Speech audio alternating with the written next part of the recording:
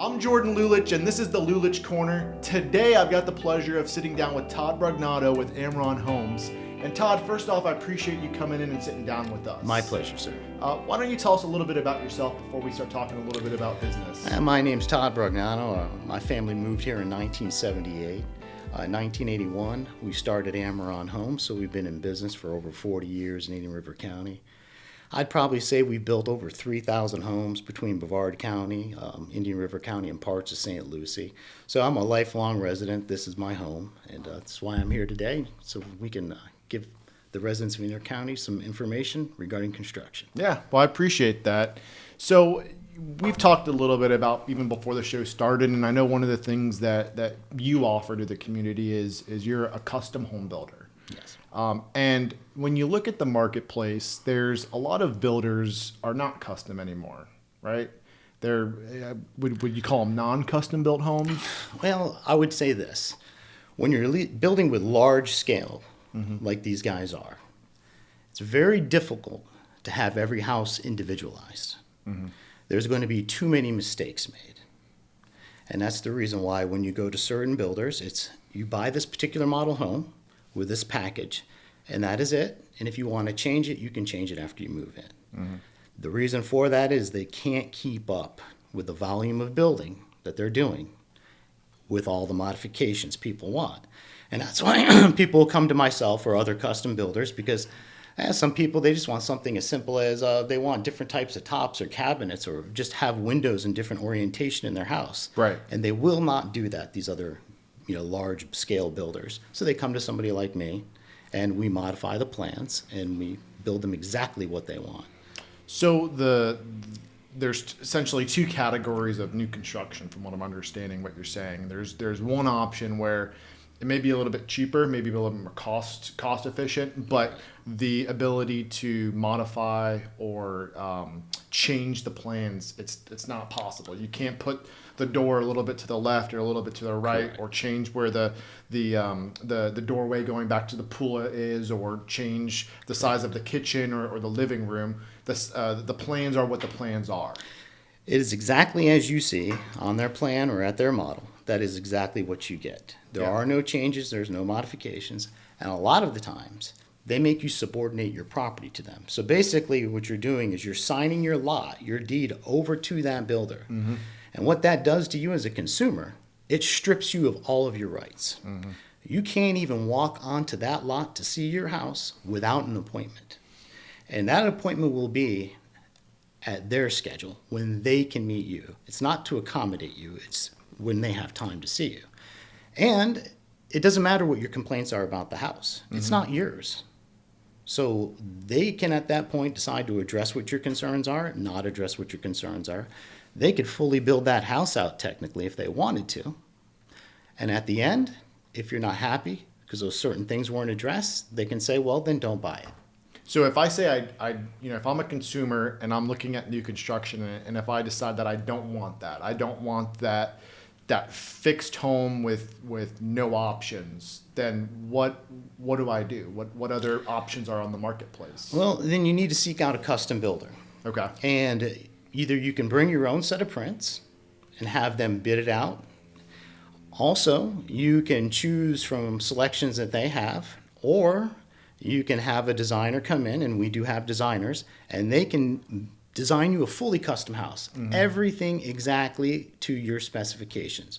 Room sizes, kitchen layout, closets, garages, ceiling heights, types of doors. If you want a corner slider, so basically the whole corner of your house is all glass. I mean, these are all the types of things you get when you go custom. Now, obviously, certain things are going to cost more than others. Right. But when a custom builder gives you a quote, every one of these things you've requested are all itemized. So then you can go through that quote.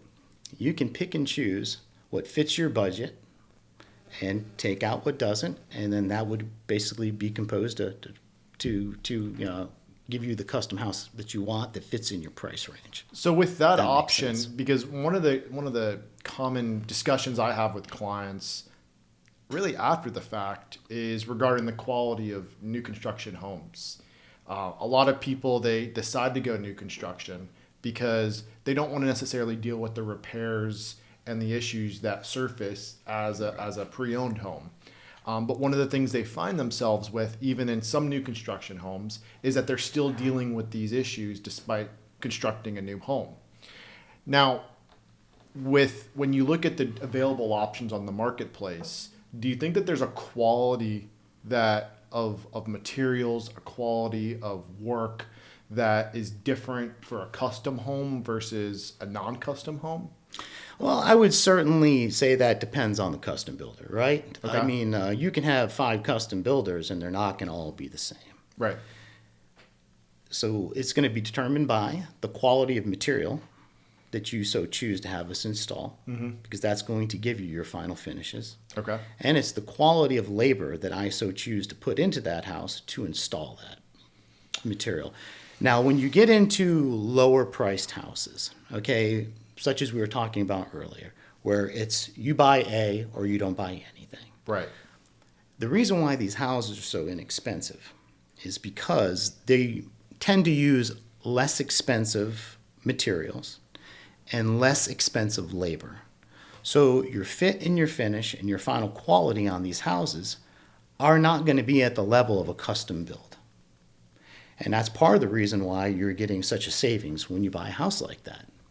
But in the end, like all things, you do get what you pay for. Well, that makes sense because, I mean, once you start customizing plans, I think it would take a greater level of skill in order to make those modifications Certainly. on those plans. So the skill in the people that are working on the home is greater, Correct. which would mean, and we're talking in a very general sense, obviously, like you mentioned before. But what advice would you give people, as they're looking to make a decision and as they're looking to contract with a builder? Because you said you might have a custom builder that doesn't necessarily have the quality that we're talking about. So what questions does a consumer need to ask these builders in order to get the assurances that they are receiving a quality done work? Well, I think their first step needs to be, if there is a couple custom builders that they're interested in using, start doing your own research on them. When you're going around town, say you're at Dunkin' Donuts and everybody's there having breakfast and coffee, ask people. Say, hey, Ameron Homes, what do you think of Ameron Homes? Have any of you ever had a home built by Ameron Homes? If you're down at Captain Hiram's, having dinner and maybe having a drink afterwards, ask people. Yep. That's your greatest resource. This is a small town. It is. And everybody knows everyone, and everybody knows everyone's reputation. That's true. You can go on the internet and search there also, but obviously you know that there's people that if they just don't like a particular person, they may not even build a house with you, and they'll go out and put a bad review. Yep. The same thing, you being an attorney, if somebody just doesn't like you and for some reason, they'll write something bad about you. That's true. And that's why I really think when you go grassroots and you ask people in the community face to face what they think of particular builders, you're going to get a real honest answer. That's And good feedback. And I think that's the best way to really gauge it, if you ask me. Then that's what I would do if I went into a small town. So especially in the last couple of years, the marketplace has changed a lot for new construction. It has. And one of the common patterns I've seen where buyers contract with a home is some buyers are told, yeah, it's going to be 7 months. It'll be 6 months for the house to be completed. But then the contract says 2 years. So I've seen a pattern of buyers not receiving accurate advice. And so what advice would you give a buyer who's trying to understand what a reasonable timeline is for a new construction home in this market and how to try to sift through any sales pitch that a builder may be making in order to get them signed a contract? So let's say, for instance, you were going to build a home on a residential lot in the city of Sebastian. And you go into a builder's office and he says, yeah, it'll be 7 months, your house will be done from the time you sign this contract. Okay. Before you sign the contract, just take a ride down to the local building department. Ask them what's the average time from the time a permit's been pulled to the time of certificate of occupancy. Because they're going to have all that data right there. And then you'll know if you're dealing with an honest broker or you're dealing with a salesman that's doing everything he can to sell a house because he has to make a quota Or, hey, maybe sales have been slow the last few months and he really needs to make a sale. He has a mortgage payment, he has a family, and maybe he wasn't fully honest with you. But I would tell you in the city of Sebastian, right now, you're probably looking at about a 12-month time frame. Yep. Because, especially if you're going to do a custom house. Yeah, I've heard 10 to 14. And that's reasonable. Yeah. But you have to realize, if you're going to do a custom house, right? Mm-hmm. I'm going to have to design this house. That's going to take time. Right. And now that we're not just building a house that I build every day, mm-hmm. all of the truss engineering has to be original. Mm-hmm. All of the structural engineering has to be original. Mm-hmm. The energy calculations for the house have to be original. All of your duct layouts for your air conditioning all have to be original. Right. So all of that takes time. It's not like I can pull one off the shelf, put your name on it, and turn it in. Right. So that's another aspect when you build custom that does take you more time because you're getting a one-off, so to speak. Yeah. So all of that extra work that goes into the permitting process has to be done from scratch. But that was really a good practical point that I haven't considered is it's all public record, right? Whether you're in the city of Vero Beach or you're in the city of Sebastian or if you're in the county, go down to the building department. It's public records, right? Yes. And ask them how long it takes from the time a permit is pulled for a certain builder to when a CO is issued. Ask them how long does that process take, so then you can at least hold the builder accountable or fact check, like Todd's saying. Certainly. To be sure that you have a very precise idea on how long that project would take, especially in this market that we're in with the changes that we've seen over the past couple of years. Since COVID has hit, I've seen from my real estate attorney perspective and my closing agent perspective, a lot of cash buyers. Yes. A lot of cash buyers, especially with the way interest rates have increased. We've got a lot of people moving down south. They're paying cash. And when you go about a cash purchase for a new construction home, you don't have the same assurances that you do when you're financing it. You don't have a lender. They're not doing site inspections. And so what would you tell a buyer, or what steps does your team take as far as ensuring that the project is progressing in accordance with the draws that a buyer may be making? So certainly. So even in my contract, it states what stage of construction and what work would be done within that stage before a draw can even be requested from the client. So out of the blue, I can never just call up a client, hey, I need a draw. Right. Well, for what? I just need one.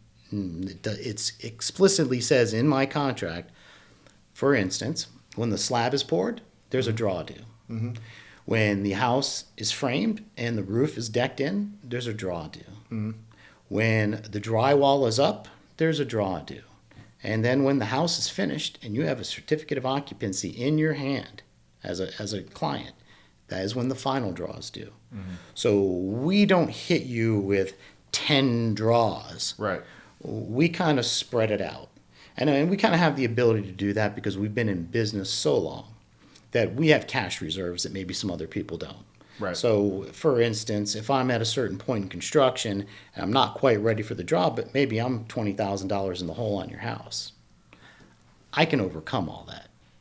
So it doesn't really matter. That's why my draw schedules are like that. They're just a few of them. And a buyer, it's good that it's transparent. It's good that it's in writing. And I think from a practical standpoint, before a draw is made, the buyer can go double check and say, look, the roof's been completed or the slab's been poured or whatever the triggering event is. Obviously, the buyer may not have the technical or construction knowledge to know for sure, but there's a general sense the slab's poured, the roof's put on. There's Certainly. a general sense that they can have just to double check and ensure that the work's being completed, no matter what builder that they're contracting with. Well, that and the fact that, by law, your builder legally has to file a notice of commencement on your house. Right. So now with that, you'll know that your bills are paid.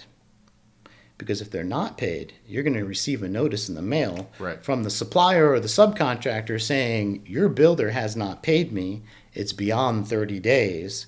If this continues, we're going to file to put a lien on your property.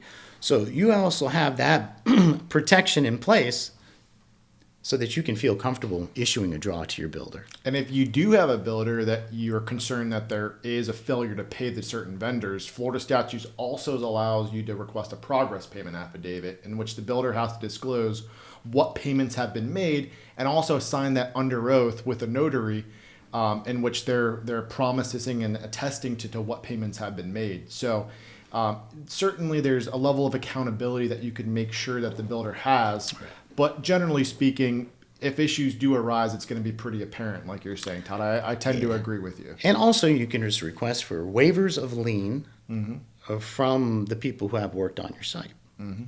So that way, your house is done and maybe I see you today. Sure. And a bill comes in today and I don't pay it. Mm-hmm. And then, you're in your house for a month and a half, and all of a sudden you're getting all these notices. Yep. So now you're kind of limited on your recourse back at the builder because you just sealed the deal, and you gave him his last straw. Yeah. So what you should ask for is waivers of lien for the full amount that that all the bills add up to. You can do that too. So there's different ways to kind of protect yourself as a consumer, and also too, when we were talking about being able to go to the job site and taking a look at it and seeing that the work's been done. Right. Now, when you build with a custom builder, you tend to keep your lot yourself.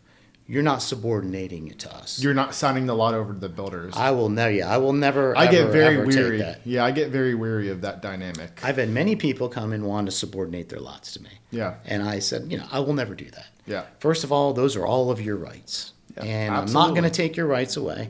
I want you to go to the job site. I want you to walk through your house every week. Yeah. And guess what? If you see something that you think might be wrong, give me a call. We'll meet on the job site. We'll go over it. Sometimes it's because maybe you don't understand that aspect of construction, and then sometimes you may have actually found something. So with your team, are you meeting with clients to go over the plans and talking with them at the progress, or do you have sales agents, or what type of expectations could clients have in the event that they did contract with you to build a home? They'll either deal with me or my brother Bill, which is my business partner. Okay. There will be no site superintendents, any salesmen. You'll deal with my brother or myself in every aspect of the build. Wow. So you're dealing with the owners. Yeah. You're not dealing with a site superintendent that maybe doesn't have the type of interest in my business that I do. Right. And maybe doesn't have the same concern for you that I would as being the owner of the business. Yeah. So you're going to get a lot more attention in that respect. And before we wrap things up, the last thing aspect of it is once a new construction is completed, it's common for there to be some type of warranties, right? There's limited warranties, there's third-party warranties. So as far as someone making a decision to do new construction, and if they're considering custom versus non-custom, what advice would you give a buyer as far as the type of warranty to look out for and maybe the type of warranty to look a little bit more closely at? Well, so your house is going to come with a different couple warranties that are Florida state law. So you're going to have a 1-year warranty from the builder for the entire house. You're going to have a 10-year structural warranty for your home. And in addition to that, you're going to have product warranties for your appliances, your HVAC, your hot water heater, and these are all manufacturer's warranties. Right. And those, of course, extend beyond that year. Far as third-party warranties, a lot of those warranties are not worth the paper they're written on. The hoops you have to jump through to get them to do anything is mind-boggling. So if somebody's offering a third-party warranty, a lot of times it's just a sales gimmick to make you think you're getting something more than what you truly are. And I would strongly suggest that you do your research on that particular type of warranty. Find out what people are saying. And if you're not happy with it, search out one that has a lot of great reviews and people are very happy with. And it may cost you a little bit more money, but at least you'll have that peace of mind that that warranty is going to be solid. So do the market research and not just Certainly. accept whatever's being offered. Sure, because you got to remember, if you're buying a tract home and it comes with this wonderful 3-year warranty, well, if you're paying a small amount of money for a house in respect to if you were going custom, then you know that they're keeping their numbers down the best they can for their profit. So you know that that warranty is going to be one of those things that they did not spend a lot of money on. but they're going to use it as a sales tool, which Sure. is what they do. It's how Yeah. they market their product. It's nothing against them, but you want to look into everything. You want to fact check. It's all about fact checking and holding them accountable. Well, it's what Ronald Reagan once said, right? Trust but verify. Absolutely. Absolutely. And I think that's words to live by for everyone. Well, Todd, I appreciate you joining us. Just to wrap things up, how can people contact you if they want to learn more about Ameron Homes? Sure. You can contact me, and my number is 772-473-0469. That's my direct cell phone number. Or you can contact my office at 772-589-1299. Or you can go on to the website, which is Ameron Inc. at trying to remember what it is. I can't remember anymore. Ameroninc.com. I can't. I never use it, so That's I okay. have people that do that for me. I'm too busy building the house. I think it's There you go. Ameroninc.com. And then, in addition to that, you can always email us at ameronh@aol.com. All right. Well, this is the Lulich Corner. I'm Jordan Lulich, and we'll see you next time. Thanks for listening in.